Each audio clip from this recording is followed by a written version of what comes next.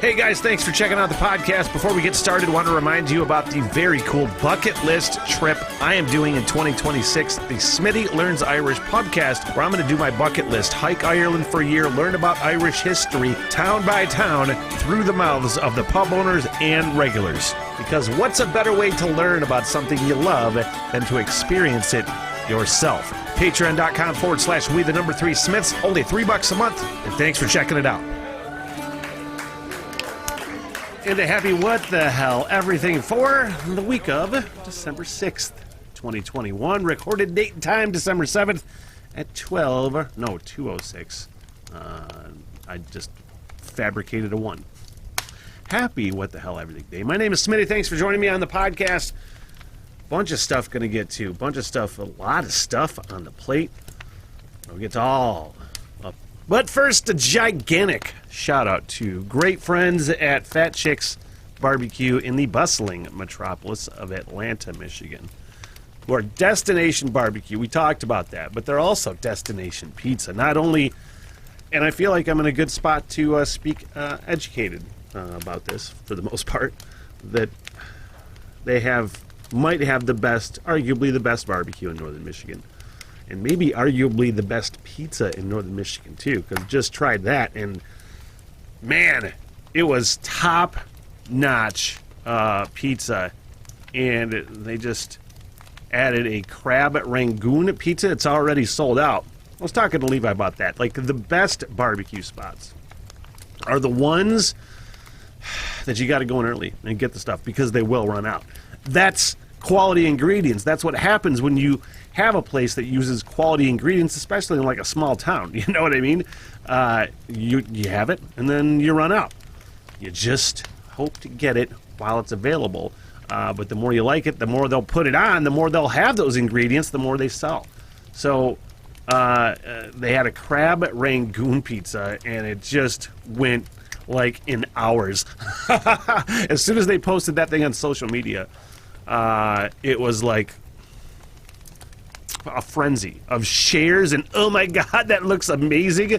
Fat Chicks BBQ, they had calzones, cheese bread, and doing breakfast as well. Currently on winter hours, but I was actually looking at their reviews on their Facebook page, and the reviews were all recommendations, all 5 stars, all about the destination barbecue in the bustling metropolis of Atlanta, Michigan. I just like calling it that because it's fun for me.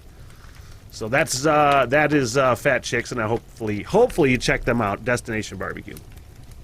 Now, I am doing everything. I am doing everything right now. It's all like a whirlwind on this in this whole thing that I'm doing. I talked a podcast or two ago about just all the things I'm doing and running down the details of all of the podcasts. But like I talked last podcast about the original audio production, and that's going to be called Substitute Santa. That's a We Three Smiths Christmas original, and I'm really looking forward to that. It's going to have, I want to say, a limited cast, probably 5 or 6 people, including myself, Brother Levi, Brother Josh. I wrote it, helped revise it. Levi helped revise it. It's hopefully funny. It's fun. It is an absolutely faithful, like you can listen to this with your kids.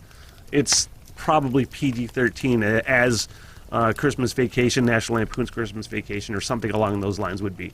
But it's really fun. It's going to be a good layered sound effect sort of audio production, and just waiting. I think this week I'm doing narrator voices. I'm doing couple cast voices. Brother Josh, myself, and Levi are going to do voices on Friday. I have interviews coming up from in the studio with I got Nick and Brad from Odawa Casino going to be talking about the Celebrity Poker Tournament, and I'll be bringing that up more later in the What the Hell Everything podcast. So I'm doing that. What else am I doing? I was just looking at everything, all the things I'm doing. And I'm like, oh, I got an alert this day. I got an alert this day. I got 2 alerts this day. I know I got this and this and this. Oh, and this is not even my regular job. The one that I mostly get paid for. You know what I'm talking about, right? I'm not getting paid on this podcast for the most part yet, even though I do have sponsors. That's getting tucked away. That's all saving money for the bucket list trip in 2026, Smitty Learns Irish podcast. That's all getting tucked away. I'm not spending that money necessarily. But I'm doing all the things. I got my LLC kind of finally taken care of. Just stupid Smitty hurdles with that. Getting the things done. And I was just, last night, just kind of looking at like the schedule and things I'm doing and steps I'm taking. And I was just actually just kind of like, holy shit, man. You're really doing the things. You're really doing the things that you set out to do. It's just like having an end goal in place and really thinking, at least for me, really thinking this thing through. You know that this was going to happen and you had to take these steps to make this next step happen, but it's all kind of falling into place, and there's growth and there's interest, and I'm taking all the steps, and I was just sitting there last night going, wow. I'm doing it, man. I'm fucking doing it, and it's so fun. I am having a blast doing this. Every single podcast. I was thinking about it after I put up the, let me take my slippers off. I do have my slippers on in the Smith hole, and it makes my feet all sweaty and stinky. But I was thinking about this last night when I put up the Rock and Roll Roundtable podcast, and I was just like, God, it's pretty quality. I'm like, yeah, that's pretty quality, man. People are digging this stuff, and I'm getting better at it, and I have impending at some point software and hardware upgrades and camera upgrades and things. Those are all things that are going to happen. So it's just the fact that like everything is falling into place. Not necessarily as I've seen it, but it's kind of, I've expected these things. These are the things you hope to happen, and you see them, and you're like, oh, wow, okay. All this pays off. You just got to believe in yourself, man. You got to take the steps. You got to believe in yourself, and you got to fucking have fun. It has to be a passion, or else it'll never happen, you know? Got to take the steps. What the fuck did I post today? Let me hit up my personal Facebook page. From a couple years ago, bloop, on Facebook Memories, from Kevin Smith. Not a why, what did he say? Live a why not life, man, because we're all going to die screaming. So make sure that when you die screaming, you're totally fulfilled. You're like, I took all the shots, I did it, I went after everything I wanted to, or at least tried. Take the shot. The shot is always fucking worth taking. Can't be more true. It can't be more true. Just, you know, just do, when you're doing the things and you're in the midst of doing the things, you're like, oh, this is what it could be like if I would have applied myself earlier in life. It's fucking fantastic, man. Fantastic. Everything. I wanted to bring this up. I happened at work, actual work, the other day. And there was a young woman. If she ever sees this podcast, I apologize. I'm not trying to make fun of you. It was just really off-putting in the moment. And I'm not even saying that her conspiracy theory was untrue. I don't know. I kind of made the decision. I don't really give a fuck about any of this shit anymore. I'm tired of like not knowing what to believe. I'm tired of people arguing about like what could or should be basic facts. Who the fuck knows? Maybe it's not that simple. Maybe there's so much nuanced idiocy to sift through that some of it's true. Who knows? I don't fucking know. So I just choose to remove myself and not fucking pay attention to any of it. So anyway, at the bar, it was fairly busy, I would say. And a young woman sitting at the bar, and she has this sticker. She says, "Can you put this sticker up?" And, you know, at a brewery, and many breweries, especially in like northern Michigan, are very collaborative and very supportive of other breweries. So you'll see the stickers up of all the breweries that you've been to, especially in town. They're all up. So we have our stickers up like along some ductwork over the tanks, whatever the fuck they're called. I suck at beer terminology. But woman says, can you put the sticker up there? And it was a black sticker with skull and crossbones, and it said, death to work. Death to work, it said. I was like, huh, okay. Put the sticker up there. Some point later, talking, I'm trying to make conversation with people. That's the gig. And I say, so what was that death to work sticker? Like, what was that? What did that mean? Because I can get down with that a little bit. And she's like, oh, well, I'm glad you asked. And she pulled out this fucking pamphlet. Not the one I'm going to show you, because this is not the pamphlet. This is A Christmas Carol. But it was like that. She's like, well, I'm glad you asked. Pulled it out of like her fucking, certainly wasn't like a PBS bag, but it was like a satchel. And she fucking, I'm glad you asked, and pulled out this book, and it was about death to work that somebody wrote. It's about Black Rocks and how they own everything. And like my landlord's Schmidt Management Realtors are all a part of the big conspiracy. They own everything. They own all the real estate, blah, blah, blah, blah, blah. And I say blah, blah, blah, blah, blah, because that's what it sounded like. It was like Charlie Brown's fucking teacher. It's exactly. And I'm like, oh my God. I asked this question. I asked this question. By the way, the book was not like a book. It was like a pamphlet. It looked like she printed out. But Emily, my coworker, was sitting there too, and I'm like, oh, okay, and I just turned around and walked away. Again, I'm not saying that it was crazy. I'm not saying that it was wrong. I'm not saying she was factually incorrect. There could be little truths to so many conspiracy theories. Who the fuck knows? Again, I don't care. That being said, I walked away. I'm like, oh no. And just fucking, I had to devastate her, and I don't know what else to do. I'm like, I don't want to be a part of this fucking conversation anymore. I am tired of all of this, and I'm sure shit not gonna listen to it at the bar. And I just abandoned Emily sitting there listening to this fucking blathering about, I mean, she was pretty sure of herself. It looked like a legitimate book that you printed off in 7th grade. That's what it looked like, you know? Seemed legit. I hate to say that. I hate to, like, mock those things.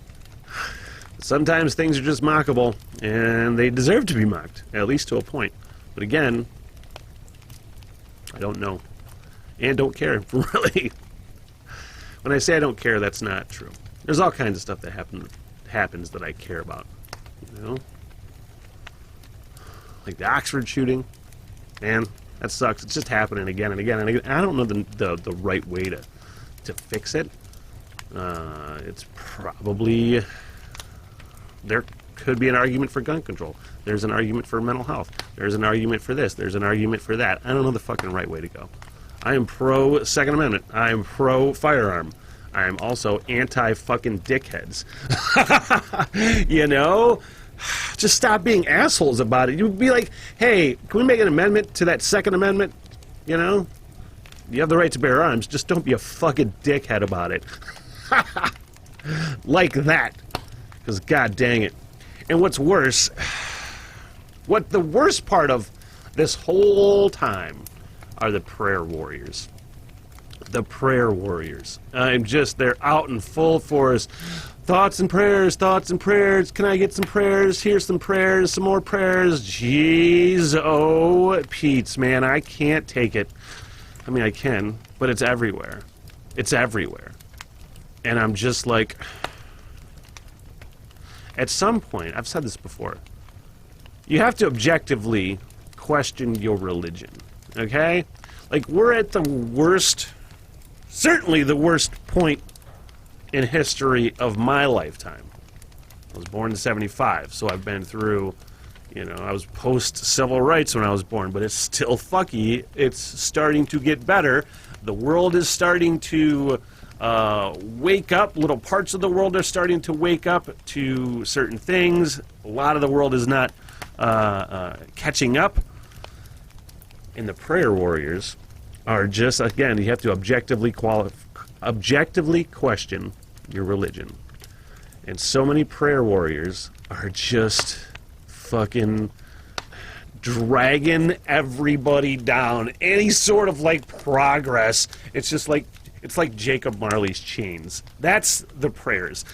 Just dragging you down. Because if you drop that prayer thing, and I know, look, it's for some people, man.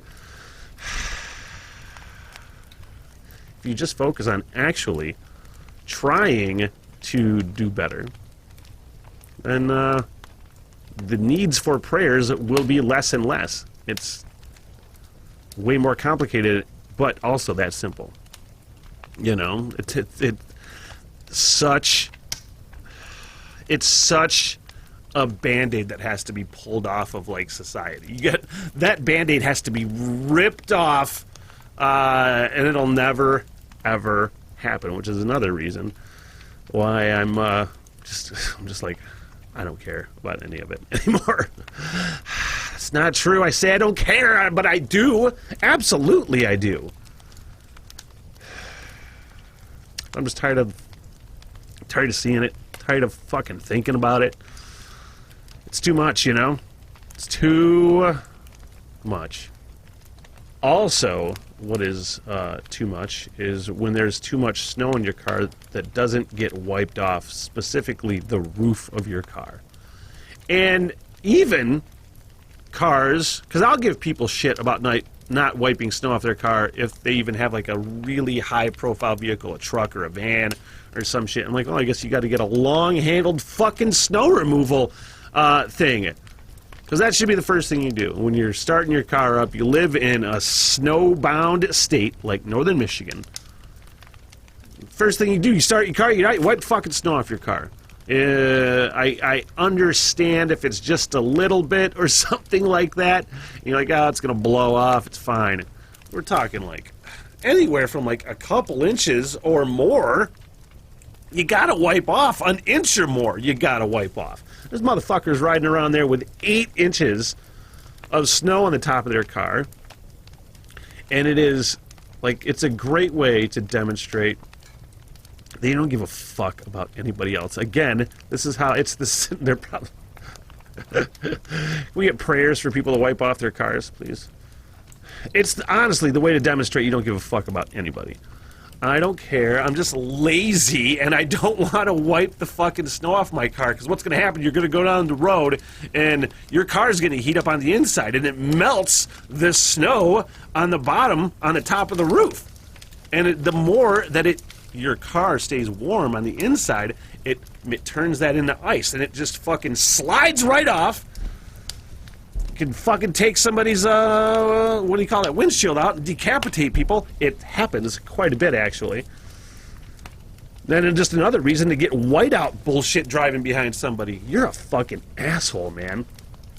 100% if you don't wipe the snow off your car. In a terrible fucking snowbound state like northern Michigan. We already got to worry about roads. We already got to worry about all that shit. Terrible snowstorms, whiteout conditions. We don't need you. Should come up with a list. Should come up with a list of, like, you know, reasons you're an asshole. Number 632. You don't clean the snow off of the roof of your car. Congratulations. Fuck you. Hey, big shout out to Odawa Casino in Petoskey. I've worked with those guys for years and years and years doing the celebrity poker tournament. Obviously, when I worked for the radio station, quit the radio station in April. So it was really cool to get asked to play in the celebrity poker tournament again. I love it. I've gotten to the point where sometimes I stay really late and I do really well in that poker tournament.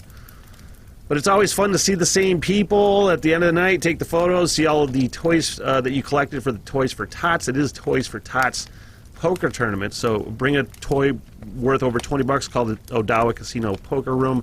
It is Sunday the 13th, 12th, Sunday the 12th at Odawa Casino in Petoskey. So if you're watching this in time or listening to this in time, call the poker room and get set up. Bring a toy worth over $20 to donate. And there's like, you know, 'cause I'm a celebrity quote player.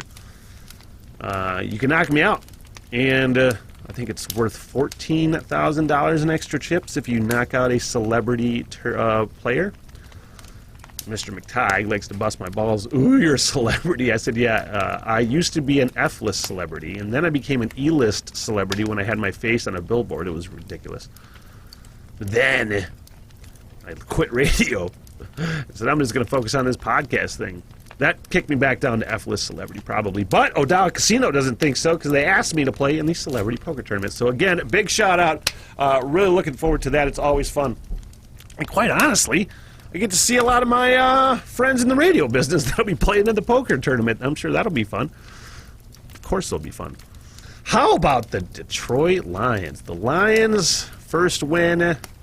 Man, so happy. I was so happy. Levi put it best. He said, this is the happiest I've been on a football weekend in years, because Michigan obviously won the national championship. They might. Who knows? Nobody really gives them a chance against, like, Alabama or Georgia, but they won the Big Ten championship, and then Sunday Lions won. I saw friends talking shit about them. What are you celebrating for? You're acting like you won the Super Bowl. No, they're not, because there wasn't confetti, there wasn't champagne, there wasn't any of that bullshit. There wasn't trophies, there wasn't speeches. There was a locker room celebration of guys that were fucking due for their win, man. People want to talk shit about the Lions. I'm the first one to talk shit about the Lions if they deserve it. But damn it, you know, I've fucking watched this team my whole life. I love what I'm seeing from that team, even though they don't have the wins to show for it. I love the fight in that team. I love the defensive scheme of that team. I love the offensive line. I love the running game. Jared Goff fucking played halfway decent too. Maybe the Vikings suck. I don't give a fuck why they won. The Lions had a lot to do with it. And it made me happy. And to see those guys finally just get that monkey off your fucking back, man, and get a win was super fun. It was super cool to see. I watched those locker room videos like 3 times. Watched Dan Campbell celebrate that last-second touchdown. I was like, man, I love Dan Campbell. I might love Dan Campbell as a head football coach. When you see other people, like on, talking heads for, ESPN or whatever, and they're like, I want Dan Campbell to coach my football team. I'm like, nope, he's mine. Ha, ha, ha, ha, ha. Nope, that's our coach. He reminds me of not Bill Belichick, who I will talk about in a moment. But he reminds me of Bill Cowher. Just that sort of, like, McTagg called him fucking meathead, Like, no, it's a perfect mix of, like, meathead,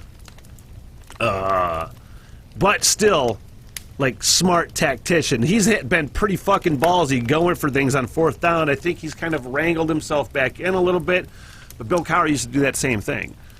Steelers, too, as an organization, kind of are known for that. But, I mean, I don't want to fucking compare the Detroit Lions to the Steelers. The Steelers are the organization that I look up to. They're my AFC team, Obviously, I wouldn't root for them if they were playing the fucking Lions. Fuck them. But that is what they remind me of. The fucking Pittsburgh Steelers I loved without the talent. Let's get that out of the way. Without the talent. The scheme, the fucking commitment, the attitude to just beat the shit out of guys. Man, and the ballsy play. With smarts and good coaching, like pushing guys off the line, fucking hitting holes, running games. Man, I'm positive about this team. Positive about the future. And I think they could win out. Obviously, they're not going to make the playoffs, but they could win out. All you need is a fucking team with confidence. You have a win or two, and then, who knows, you could ring off 4 more.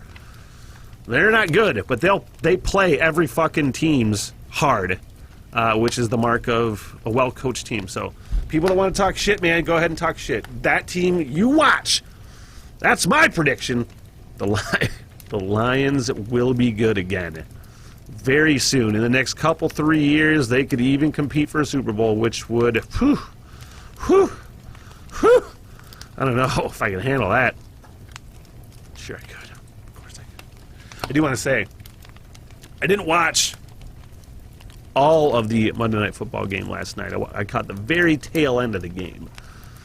but I did on the post game, because I always, if that Eli Manning and Peyton Manning presentation on ESPN2 is on, because they don't do it for every game, where it's basically just the Manning brothers talking shit to each other, analyzing the game, and then they have a bunch of guests on. Like I saw they had Joe Buck on last night, and I'm like, ew. But I watched that, and then I turned it to ESPN for the post game for Monday Night Football, and their crew that they use for Monday Night Football, I think it's Steve Levy. It is Louis Riddick, who is fucking great, and I think it's Brian Greasy. His dad, Bob Greasy, used to be an analyst for Monday Night Football as well, I do believe. But those three are really good, man. And just the presentation right now that ESPN has for Monday Night Football, combined the ESPN 1 and the Manning brother ESPN 2 presentation, those combined are the best fucking football coverage ever, probably ever. Just the ability, first of all, this smart football talk that you have on the ESPN 1 traditional Monday Night Football commentary. The three man in the booth, Brian Greasy, Louis Riddick, and Steve Levy. Brian Greasy and Louis Riddick, I could fucking listen to those guys talk football all day. They are so smart, specifically Louis Riddick. And Steve Levy's really good too. So that crew is great. The Manning brother crew is great. And it's, honestly, I go back and forth between the two, even though I watch primarily the Manning brothers. But if one's not on, I'm not disappointed if I'm watching the other. So they're doing great. But that fucking game last night, that was something. I, again, didn't watch it until the very end. And I just looked at the score. It was 14-10. It was the final. It had just ended. And then I saw the stat line. Mac Jones, the rookie quarterback, 2 for 3. They threw 3 passes in that game. I think it was, I saw on the Sports Center this morning that it was the lowest passes attempted since like 1974. It was really windy, so that had a lot to do with it. But that, because they ran the fuck out of the ball, I don't know how many yards rushing there were. But that was the most Bill Belichick game of all time. That was a mastercraft performance of coaching, where it was just like, it's really windy and we're just going to run the ball. We ain't going to throw shit and we're going to run it down your throat. And that's exactly what he did, man, because they were playing Buffalo, and Buffalo's good. And Josh Allen's really good, but he couldn't do enough. Bill Belichick is a master. People want to talk shit, but there's nobody better. And this whole season is the most Bill Belichick New England Patriots season of all time. They're fucking 9-4 with a rookie quarterback. Shut up. Hey guys, all sorts of stuff. Gonna wrap up the podcast, the What the Hell Everything podcast. I did want to say all the stuff coming up. Rock and Roll Roundtable Season 2 premiere out now. What else? More Sunday morning talk practice. Got another one this Sunday. Hit up patreon.com/we3smiths. More stuff coming to Patreon. Substitute Santa, a We Three Smiths Christmas original. I'm hoping to have that out the beginning of Christmas week. December 20th is the target date for that. And I think I can hit that date. It's going to be really fun. Keep that on your brain. What else? I did say, a casino interview. Tomorrow, have guys on the podcast, be like a special podcast. And then maybe the brothers will be on a podcast. Maybe we'll do a podcast Friday evening with brothers Josh and Levi. Josh is coming over to record some spots like I'm in the radio doing commercials or some shit. Record some voices for Substitute Santa. And all kinds of stuff. All kinds of stuff coming up. Hit up patreon.com/we3smiths. Like, subscribe, that whole shebango. And until next time. So long, sucker. Good night, everybody! I am so sorry for everything that has happened. Bye-bye. Yeah, alright, I'll see you guys there. By the bar and get your face, huh? Get me paid, bitch! Sit, boo-boo, sit. Good dog. I love y'all very much. Peace out. Good night, ladies.